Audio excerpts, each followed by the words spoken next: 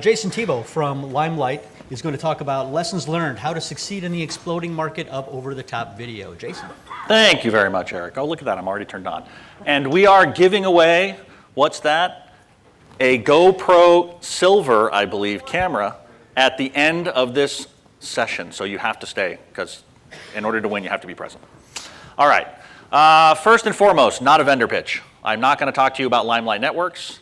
If you want to know what we do, go to our website, limelight.com. You can read all about it. What I'm going to talk to you today about is how to succeed in the OTT market. So first, let's set a little groundwork. This is me. This is my contact information. Love to get emails from people. Love to use Twitter. You'll see my Twitter handle on a lot of the slides. Feel free to contact me in any way that you want, and I'm happy to carry on a conversation about what you discovered here today, or just in general about trends in the video industry and trends in the show and things like that. So again, contact information, my email address, my Twitter handle, my phone number, and that's me. All right, so let's get started. In order to get started, let's lay a little groundwork first. Sort of why is OTT exploding?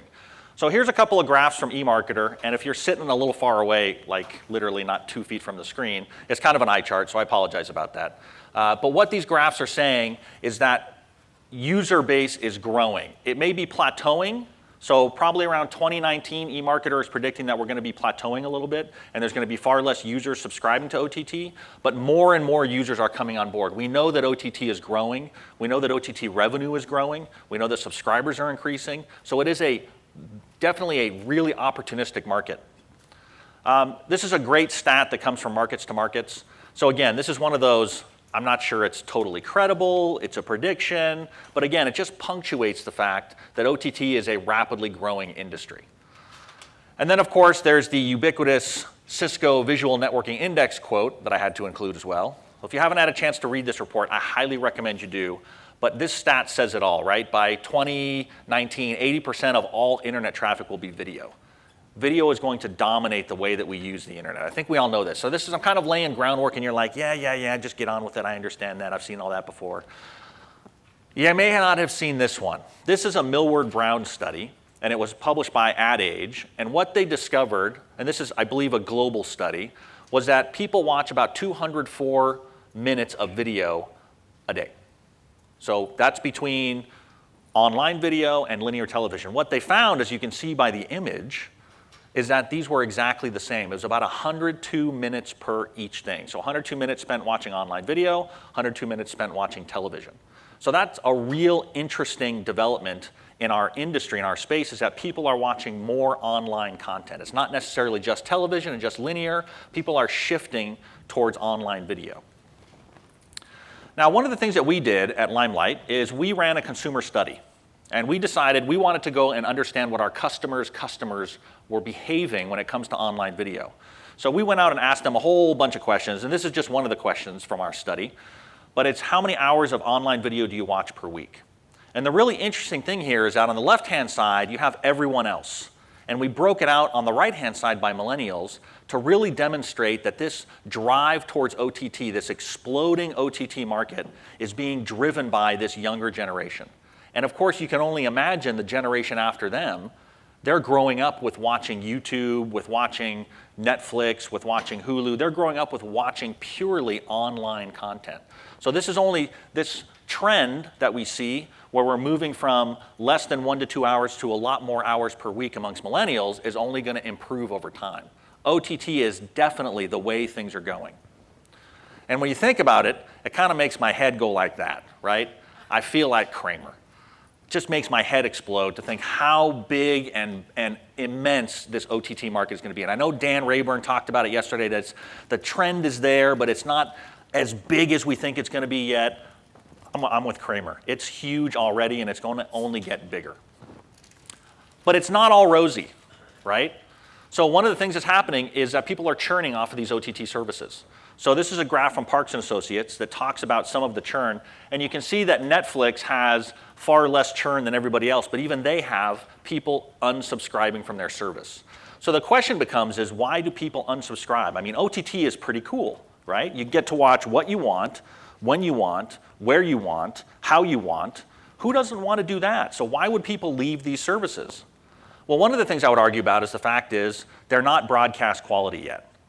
So it's not the same as watching linear television. I sit down on my couch, I turn the TV on, and the picture pops up, and it's beautiful, and it's wonderful. There's no artifacting, there's no stuttering, there's no buffering. It's perfect. We don't have that experience yet in OTT, and that may be why some people leave services, is they have a bad experience with that kind of viewership. But there's other reasons why people might leave. So some people might leave because there's a lack of content. They might be going to an OTT service and thinking, I'm coming here for this specific kind of content, and yet I only get to watch one thing and there's nothing else that I want to watch. So people leave because there's a lack of content. People also leave because they have terrible experiences, right? I mean, how many times, personal experience, I'm traveling, I want to watch Game of Thrones, I'm on a hotel Wi-Fi, and it's buffering like every 30 seconds. And I literally want to scream at my computer and at HBO Go, right? Because as far as I'm concerned, it's HBO's fault. But so people leave for a lot of different reasons, right? Lack of content, it's not broadcast quality, they have a bad experience. And so the key is to build a better mousetrap. You have to build an OTT service that makes people stay, that draws them in and keeps them in. Now what I've come up with, and this is from a white paper that we published called OTT 2.0, How to Build a Better Mousetrap. There are 5 things here that you can do from an OTT perspective to make it stickier, to make a better service, to provide more of a reason for people to stay with your service, to take advantage of that exploding market. So let's talk about these in order. So we'll talk about content discovery. Oh, hold on one sec. You were taking a picture of that. No, okay. Content discoveries first. All right, this is a great little quote. People discover content more often now by word of mouth, right? Some of your friends like a really great piece of content. Hey, you should check out this show. Well, I trust that person, and so I'm probably going to go watch that show in response. The thing that OTT providers can really do is that they can use content discovery engines and recommendation engines to simulate that kind of activity, right? So there's a lot of engines out there, right? There's ContentWise, Digital Smiths, Genie, Rovi. There's lots of different engines out there now that provide recommendation options. And that's what a lot of OTT providers are starting to do. They're starting to use these technologies in order to help people find the content that they want to find and they want to watch. The next thing that OTT providers really have to do, or anybody delivering online video, is you have to have a global reach. You have to be able to deliver content to anybody, anywhere, on any device. And really, I'm going to come back to this study again. It's 102 minutes for online video and 102 minutes for linear television. This is not just a North American thing. This is a global phenomenon. So if you can't reach these global audiences, how can you possibly deliver the kind of content experience they want to have, right?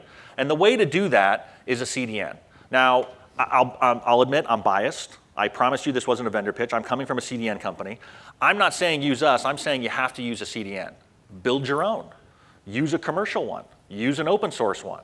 But without a CDN, you're not delivering content as close to the end user as possible, and you can't have that global reach.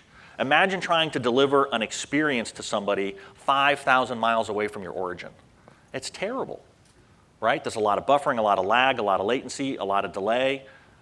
Back to that person screaming at their laptop. That's the kind of experience they're going to have. With a CDN, you get that much closer to the end user. You put those edge nodes and that content right next to where people are requesting it.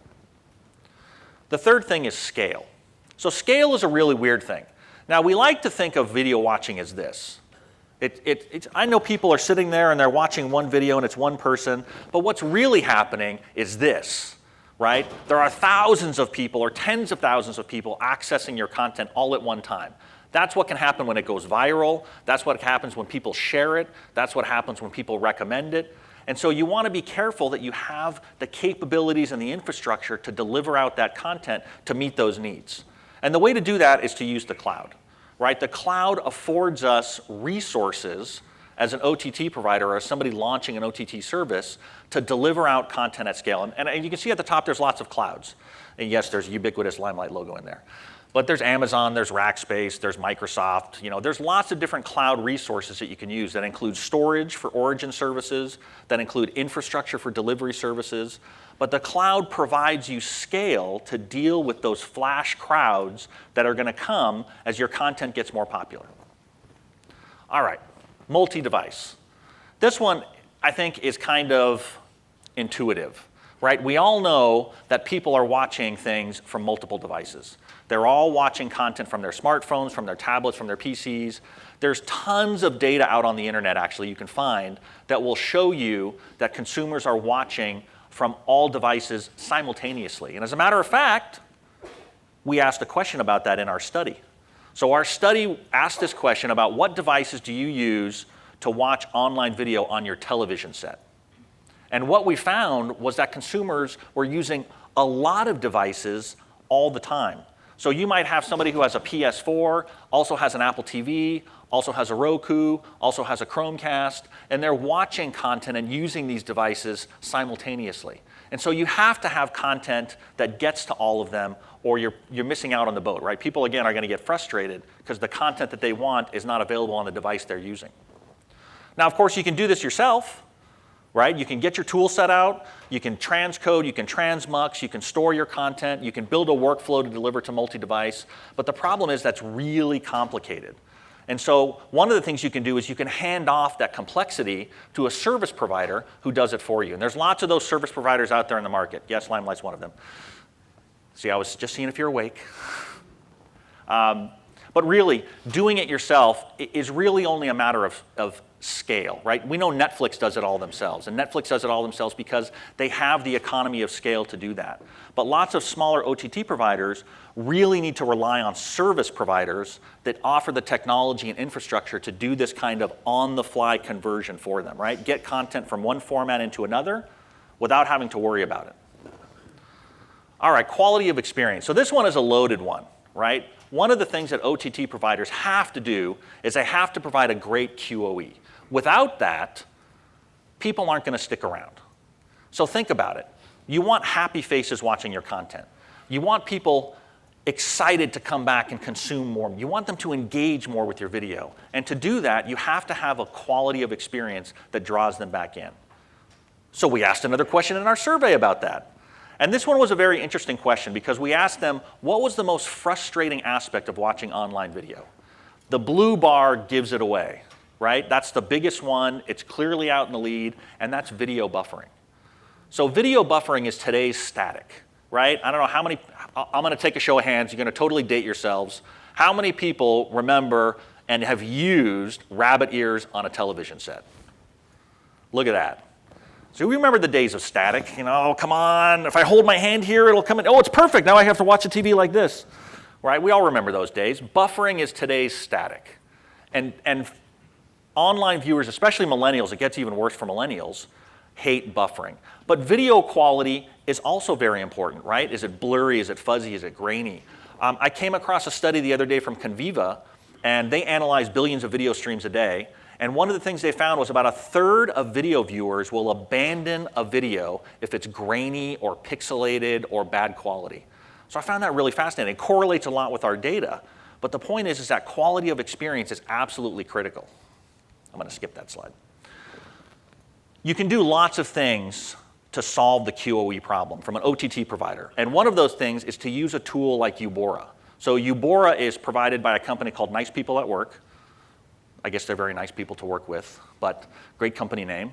But they have a dashboard and a player plugin that allows you to take quality metrics from the player itself. So what's happening at the player? How is the user experiencing the stream? And then you can use that data and go back to your CDN and tune your CDN and tune your infrastructure and do all sorts of stuff. So it's a really cool tool, and there are lots of tools like this in the market. Now, I'm going to throw a little road bump in all this. Because what's interesting here is, although I've given you 5 broad categories, what I want to talk to you about a little bit is these millennials. Millennials are really creating a problem with OTT service providers because millennials are so demanding about the experience. And that's really what we did, is we went and examined a bunch of the market and tried to understand what these people were doing, right? And we discovered something. We discovered that they're driving the way that this generational transformation is happening between linear broadcast television and over-the-top online video viewing. So just to give you a little sense of what the millennial audience looks like, really dark in the shadows, so I'll kind of walk you through it. This is from the US Census Bureau. Millennials make up about 92 million people, the largest demographic group in the US, followed by Gen Xers, myself included, who are about 61 million, followed by baby boomers, who are about 77 million. So a tremendously large demographic. Globally, they represent about $2.45 trillion in spending. So millennials are not somebody that we can ignore. OTT providers have to understand what drives them, what makes them tick in order to ensure that millennials will adopt the OTT services that are starting to grow. And really, you have to ask yourself, and this is what we did, is how do millennials feel about video? So we took a survey, and that survey was about 1,200 consumers across 4 countries, lots of different demographics, and what we found out was really startling. We found out 3 things, right? We found out stuff about the video experience, we found out stuff about choice, and about advertising. So really quickly, the video experience. So I told you before, and I showed you that graph before about what people found most frustrating about watching online video. And I showed you before the everyone else graph. So now I've got the millennial graph up, and you can see that video buffering is a little different, pretty much the same statistically. But what's interesting is you look at that top green bar, and you go from 2.59 to 2.79. You go from a much more concern about video quality. It's got to be broadcast-like, right? And we call this in the industry broadcast quality. So in order to really get millennials to come on board for OTT services and stay engaged, they have to be feeling like it's watching TV. Remember, they grew up with cable television, right? They grew up with sitting down on the couch and turning it on, and it worked beautifully. And that's something you have to keep in mind when launching an OTT service. All right, so this was interesting. This was about choice. So we asked them to how many OTT services do they currently subscribe. And you'll see on the left is everyone else, and you'll see on the right is millennials. The key difference is that top bar. With everyone else, lots of people don't subscribe. About 50% of people don't subscribe to OTT services. But millennials, only about 28% don't subscribe. What does that mean? You can see the distribution goes all the way down. Everything picks up speed. Millennials are subscribing to more OTT services. They really want choice of content. So they're going to multiple services to find the content that they want to consume. Choice is king. And the last thing we found out is about advertising. So we asked this question, I will generally abandon a video if. And what we discovered was, if you look at that red box, that first choice is there's an ad before the video. So about 12% of everyone else said, yeah, I'd abandon a video if there's an ad before it. About 25% of millennials said they would. Millennials have a hypersensitivity to advertising, and there's a reason for that. They don't like to be interrupted. So you have to stop the interruptions. So what did we discover today? We discovered that to build an OTT service, you have to make it broadcast quality. You have to provide choice. You have to avoid interruptions. And to do that, you need a CDN to help you deliver at scale, to give you that global reach. You need to create an experience that people are going to want to come back to. And with that, I say thanks. All right. Now we get down to what everybody is sitting in their seats for. Oh, we're going to do, we have time for questions? Anybody have any questions about this presentation? Yeah, let me bring the microphone over to you. Yes. How about that? Is that the only question? Any questions about millennials? Any questions about video? Hi, can you repeat the name of the Cisco report that you had referenced earlier? Sure, that's the Visual Networking Index Report. Thank you. So if you Google Cisco Visual Networking Index Report, you'll get their website. Thank you. You're welcome. Question to Kurt? Oh, this is going to be a ringer. No. I'm just a straight man. With all this buffer rage around, what are we going to do about it? Like, what can be done to address it? No, so that's a great question. So obviously, it's a technical issue, especially with HTTP chunked formats. We have a big problem with latency and all of the HTTP delivery we're going to. I know that service providers are, and to get really technical, are lowering chunk sizes, they're lowering GOP rates, they're lowering all sorts of different metrics and tuning and tweaking, but no one solved the problem. We're still having latency with HTTP delivery. So he's got a follow-on question? I might start with the proposition that until we have eyes on the problem consistently at all points in the network, Correct. we're not going to fix it. So we don't, a lot of OTT providers are just starting to adopt QoS, which is a measurement of how the network is performing, and QoE, which is a measurement of what I talked about at the player level. And when we can marry those two things together, to his point, that's when we'll start to really understand where is the latency coming from and what can we do to pull it out. And will we ever get to a point where there will be no latency? Thoughts? It's a shrug. No, actually, I think what we're going through, probably should do this. I do think what we're going through right now is a transition from novelty and childhood of OTT into something serious and mature. It's like broadcast, the original broadcast industry. I know when I was growing up, and I'm a boomer, so I remember the rabbit ears. I remember before rabbit ears when I had to get my sister to just stand on top of the TV. But there were times when I was growing up when the TV would go off, like regular broadcast channel, Yep. and it would go to snow or it would just look bad. And, you know, people didn't understand, and it might have been the satellite, right? The bird lost sync or something like that. And eventually they would fix it. And the way they did it is they started measuring those points where things could go wrong, right? So it's a maturity issue. And I think there's still a struggle in the OTT industry with just the idea that you could monitor the internet because it's like this vast blob of networking that, well, what do you do about that, right? There are ways. And so we're not going to go into that, but the point is, it is possible, and the reason why we're not quite there yet is because the industry has just now started to hit the maturity from a business model point of view. And the people who are paying for all those services to deliver the content, they're going to have to stand up and say, what is the quality that you're going to provide me, Mr. Encoder vendor, Mr. CDN vendor, Mr. Player vendor? Correct. And get serious metrics, serious service level agreements that they can actually monitor and measure themselves. And once we get there, then we'll have the eyes on the right places and we can start fixing those problems where they do exist. Absolutely. Oh, great. Thanks for that.